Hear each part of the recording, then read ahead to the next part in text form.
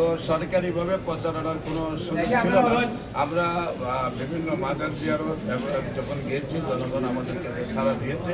পাশাপাশি আমরা যখন কোনো নেতৃবৃন্দ আমাদেরকে আমন্ত্রণ জানাইছেন, কুশল বিনিময় করছি, সেখানে আমরা দেখতে পাচ্ছি যে এই পর্যন্ত জনগণ মোমবাতির সাথে আছে।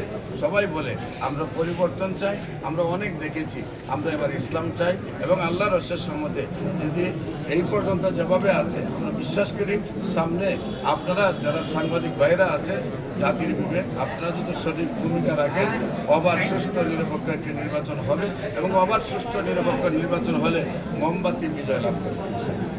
জয়ের ব্যাপারে কতটুকু আশা?